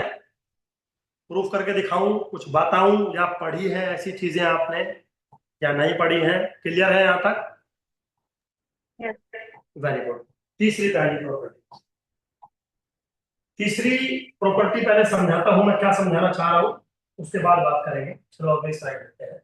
देखिए, एक टर्म स्टैटिस्टिक्स में आपने बहुत बार पढ़ी होगी जिसका नाम है change of origin and change of scale. क्या नाम है? Change of origin and scale. Change of origin and change of, ठीक है जी। तो आपको पता है ना, अगर आपके पास एक डाटा होता है x, फ्रीक्वेंसी होती है x1 x2 dot dot xn, frequency f1 f2 dot dot fn, फिर आप इस पे change of origin change of scale करके y बनाते हैं, suppose which is ax plus b। पता है ना आपको, कोई भी चीज प्लस माइनस करते हैं तो चेंज ऑफ ओरिजिन, और मल्टीप्लाई या डिवाइड करते हैं तो चेंज ऑफ स्केल। तो चलो मैंने कर दिया। इस केस में जो वेरिएबल होगा आपका चेंज हो जाएगा। वेरिएबल क्या हो जाएगा? y1 which is equal to ax1 plus b, y2 which is equal to ax2 plus b up to dot dot yn which is equal to axn plus b। and point to be noted, frequency will not change, f1 f2 dot dot fn he frequency रहेगी। तो जब भी आप change of origin और change of scale करते हैं तो variable की वैल्यूज चेंज हो जाती है बट उनकी फ्रीक्वेंसी चेंज नहीं होती। तो आपके पास दो डाटा है, एक तो ये है डाटा और एक आपके पास ये है डाटा। मेरा एक सवाल है, अगर इस डाटा का अर्थमेटिक मीन है x बार और इस डाटा का अर्थमेटिक मीन है y बार, तो क्या इन दोनों के बीच में रिलेशन बनाया जा सकता है? आंसर है यस। और इन दोनों के बीच में रिलेशन है y bar is equal to ax bar plus b। इसका मतलब arithmetic mean is affected by change of origin and change of scale both। arithmetic mean is affected या depends on both change of origin and change of scale। तो जो आपने change of origin किया था b, जो आपने change of scale किया था a, वो दोनों यहां आपको दिखाई दे रहे हैं। इसका मतलब ये भी एक प्रॉपर्टी है मेरे बच्चों। दुनिया के मतलब सेंट्रल वैल्यू के रिगार्डिंग जो बाकी चार मेजरमेंट है ना, उनमें ये प्रॉपर्टी नहीं है। अगर मैं change of origin change of scale कर दूं तो आप इसका ज्योमेट्रिक मीन नहीं बना सकते, आप इसका मीडियन नहीं बना सकते, आप इसका मोड नहीं बना सकते। समझ में आया? समझ में आया? तो सिर्फ अर्थमेटिक मीन के अंदर ही ये प्रॉपर्टी है। चलूं आगे बेटा, चलूं आगे मेरे बच्चों। चलिए, नेक्स्ट है फोर्थ प्रॉपर्टी, बहुत फेमस है, जिसका नाम है मैथमेटिकल ट्रीटमेंट प्रॉपर्टी। क्या नाम है? Mathematical treatment property. ठीक है जी। नाम सुना है कभी मैथमेटिकल ट्रीटमेंट प्रॉपर्टी? हाँ जी बेटा, नाम सुना है कभी? क्या बोर हो गए क्या? ऐसा तो नहीं लग रहा कि सर बोर बोर हो रहे हैं, एकदम बहुत कुछ लंबा चल रहा है, अभी तो बेटा 1 ही घंटा हुआ है, अभी तो 1 घंटा और बचा, तुम्हारे तो बैंड बजा दूंगा मैं। चलिए, मजाक कर रहा था। बेटा नाम सुना है कभी इस प्रॉपर्टी का, मैथमेटिकल ट्रीटमेंट प्रॉपर्टी? निकिता, बेटा पढ़ा है बाबू कभी ऐसा नाम? सर याद नहीं आ रहा, आई गेस नहीं। नहीं नहीं, नाम याद नहीं आ रहा वो अलग बात है, नाम सुना हो बस इसका। एमडी असर, बेटा आपने पढ़ा है कभी ऐसा कुछ नाम? No sir. नहीं पढ़ा है? चलो मैं बताता हूँ, नो। नाम तुमने पढ़ा है, तुमने प्रॉपर्टी भी पढ़ी है, बस तुम्हें याद नहीं आ रहा है, वो मैं अभी बता देता हूँ 1 मिनट में। 1 सेकंड और टाइम देना। नेहा,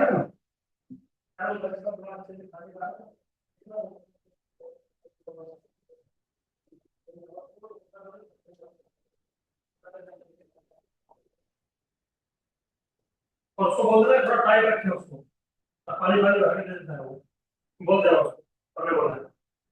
पढ़ेंगे मैथमेटिकल ट्रीटमेंट प्रॉपर्टी।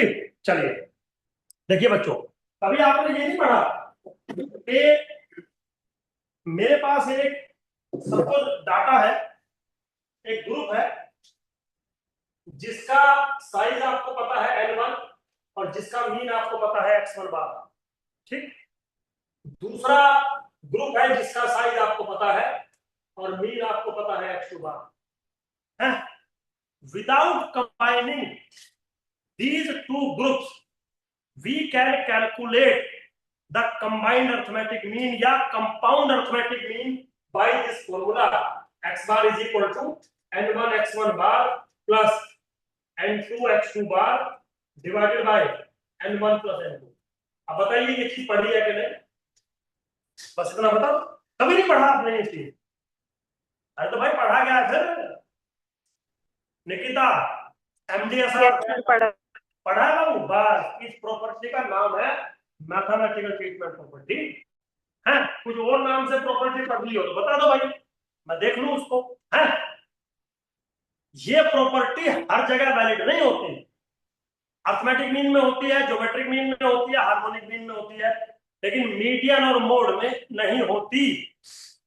तो वो पूछ सकता है ना examiner, which of the following satisfy the mathematical treatment property, which of the following not satisfy the mathematical treatment property।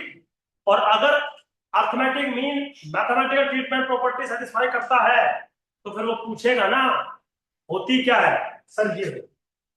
So basically mathematical property, mathematical treatment property ये कहती है कि अगर आपके पास बहुत सारे ग्रुप हैं जिनको आपने सेपरेटली एनालाइज कर रखा है, मतलब मीन निकाल रखे हैं, सैंपल साइज मीन निकाल रखे हैं, सैंपल साइज, तो without combining these groups mathematically we can calculate the compound arithmetic mean.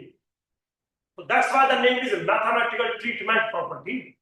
अगर यहीं पे मीडियन की बात करता, मैं कहता कि एक ग्रुप है जिसका मीडियन पता है, दूसरा ग्रुप है जिसका मीडियन पता है, कंपाउंड मीडियन बताइए, कंबाइंड मीडियन बताइए, तो आप मैथमेटिकली सोल्व नहीं कर सकते थे। पहले आप दोनों ग्रुप को कंबाइन करते फिर मीडियन निकलता। तो मैथमेटिक्स का तो फिर कोई रोल नहीं है ना इसमें। दैट्स व्हाई मीडियन और mode does not satisfy the mathematical treatment property. जो अर्थमेटिक मीन है वो सेटिस्फाई करता है। कैसे करता है? ऐसे करता है। कर दिया। कभी कभी सवाल आ जाता है, n1 दे देगा, x1 बार दे देगा, n2 दे देगा, x2 बार दे देगा, सॉरी x बार दे देगा, x2 बार आपसे पूछ लेगा, तो फॉर्मूले में वैल्यू डालेंगे रिजल्ट आ जाएगा। लेकिन बाबू फॉर्मूले में वैल्यू तब डालोगे जब फॉर्मूला पता होगा। अब पता है, वैल्यू डाल देना, कैलकुलेट कर लेना।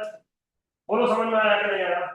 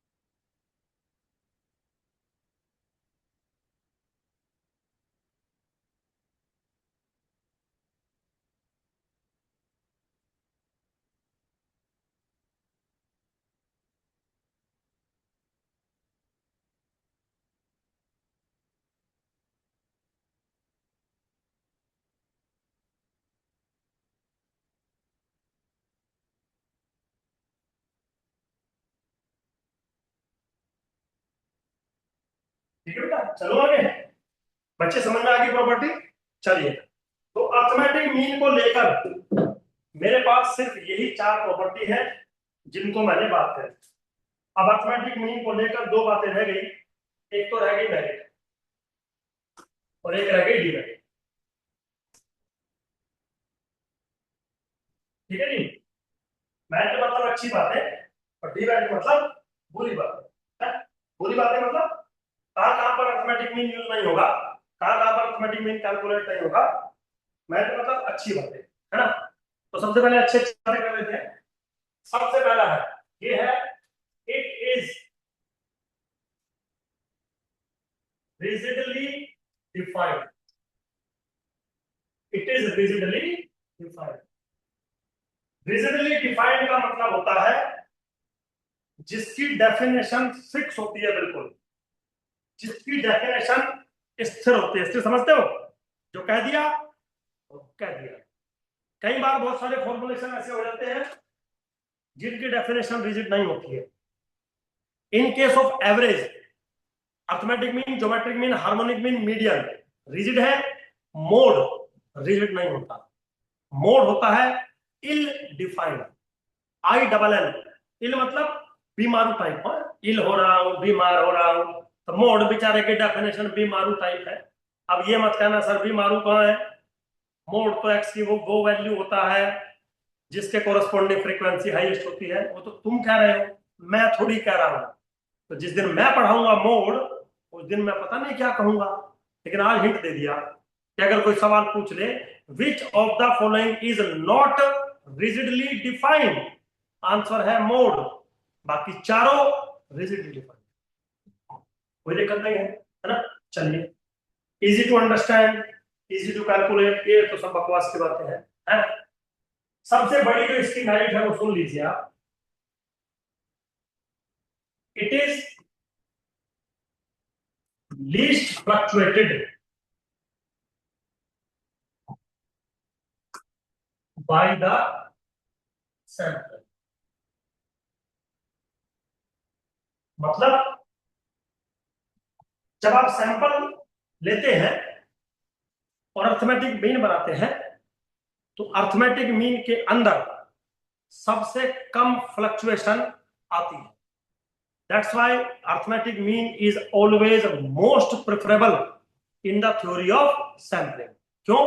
क्योंकि ये सबसे कम फ्लक्चुएट करता है in the theory of sampling. इसका मतलब समझाता हूं, देखिए, मान लीजिए आपके पास एक पॉपुलेशन है जिसका साइज है n, और आपने यहां से स्मॉल n ऑब्जर्वेशंस का सैंपल लिया। कितने सैंपल ले सकते हो? शायद आपने पढ़ा होगा एनसीआर। ये सब चीजें पढ़ी है कि नहीं पढ़ी है? मतलब थोड़ा वैसे ही पूछ रहा था। निकिता बाबू, पढ़े हैं चीजें कि नहीं? यस यस, मतलब बात खत्म है भाई। मान लो 5 लोग हैं, मैंने बोला 3 यूनिट का सैंपल लेना है, तो 3-3 करके बहुत सारे आएंगे ना, इतने आएंगे। ठीक, सपोज मान लो ये नंबर है m, सपोज कर रहा है ना। तो मान लीजिए आपने यहां से एक सैंपल लिया, ठीक, तो उसका एक मीन बनेगा, मैंने उसको कह दिया x1 बार। जब आप दूसरा सैंपल लेंगे तो उसका दूसरा मीन बनेगा ना कोई, हाँ या ना? ये दोनों सेम बनेंगे क्या? नहीं, अलग अलग बन सकते हैं। मान लो आपने तीसरा लिया, x3 बार बन सकता है, आपने लास्ट वाला लिया xm बार। तो इन सबके बीच में वेरिएशन होगा कि नहीं होगा? फ्लक्चुएशन होगी कि नहीं होगी? Yes. Now in case of arithmetic mean this fluctuation is minimum. अगर यहीं पे मैं मोड निकालता MO1, MO2, MO3 up to dot dot MOM निकालता, फ्लक्चुएशन इसमें भी होती, ये ज्यादा होता। This is the meaning of least fluctuated. तो अर्थमेटिक मीन की सबसे अच्छी बात यह है कि वो लीस्ट फ्लक्चुएटेड होता है बाय द सैंपल। अब यहां तक कोई बात नहीं समझ में आई हो तो मेरे से आप पूछ लीजिए। ठीक है बेटा? अब डीमेरिट क्या है? डीमेरिट क्या है? सबसे पहला एक सवाल डीमेरिट शुरू करने से पहले, मान लीजिए डाटा है 1 2 3 4 स्टार 6 7 8। इस डाटा का अर्थमेटिक मीन बताइए। एक सवाल है, इस डाटा का अर्थमेटिक मीन बताइए। क्या बोलोगे?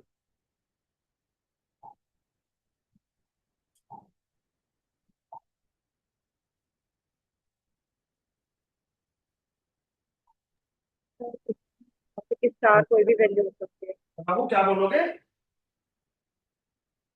मतलब डिफाइन नहीं कर सकते क्योंकि स्टार वेरी की गुड, कोई भी वैल्यू हो सकती वेरी गुड। मतलब आप इस डाटा का अर्थमेटिक मीन कैलकुलेट नहीं कर सकते। तो पहला डीमेरिट कि अगर डाटा के अंदर एक भी टर्म मिसिंग है, डाटा के अंदर एक भी टर्म मिसिंग है, you never calculate arithmetic mean. Discussion करता हूं, आगे चलिए। कभी आपने टाइप का डाटा सुना होगा जिसका नाम है open and classes data. Open and classes, बिल्कुल ओपन एंड क्लासेस डाटा है। पता है ना वो कैसे करते हैं? मैम समझ सर आगे है। उनको बोलो चाय पीने के लिए रेडी है। बिलो 10 10 to 20 20 to 30 अबाउ 30 पढ़ा है सब। अगर इस टाइप का डाटा है, अर्थमेटिक मीन कैलकुलेट नहीं हो सकता। ठीक। तीसरी demerit, in case of extreme observation arithmetic mean is calculated but not used to represent average। अब वो जो पहला सवाल था, अब वहां आ जाता 10 12 14 18 2000। अब मैच कर लो जरा।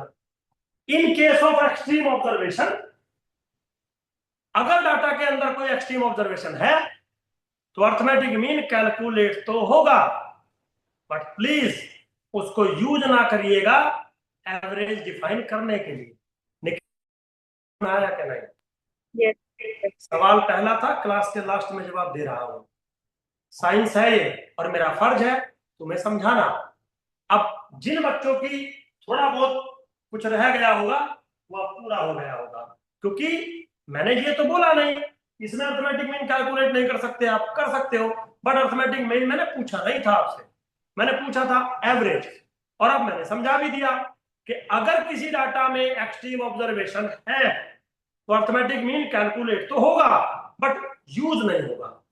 इस वाले केस में अर्थमेटिक मीन कैलकुलेट ही नहीं होगा तो यूज का तो सवाल ही नहीं बनता।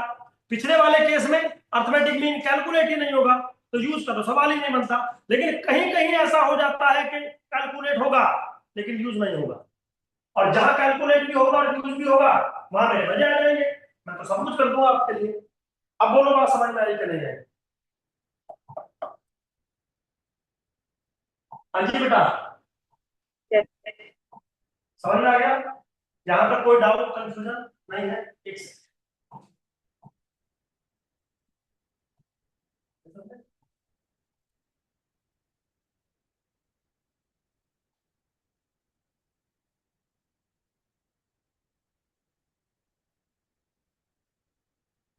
चलिए मेरे बच्चों, तो आज के लिए इतना ही रखते हैं, एकदम ज्यादा। कल 2 बजे है ना, और ग्रुप में सब बच्चे होंगे बेटा। टुमारो एट 2 o'clock ना, सेम टाइम है। कोई डाउट है किसी बच्चे का, कोई कंफ्यूजन, कोई सजेशन, कोई बात, कोई कुछ कहना चाहता हो बोल सकता है। 2 मिनट का टाइम है आपके पास। मैं ये नहीं पूछूंगा मेरी क्लास कैसी लगी है, वो काम मेरा नहीं होता। ओ नेहा मैम पूछेगी अपने आप, समीर से पूछेंगे अपने आप, मेरा काम पढ़ाने का है। अब कोई डाउट तो नहीं है, कुछ पूछना नहीं है किसी को? No. चलिए फिर, ओके, क्या बोलते हैं उसको, thank you very much, bye.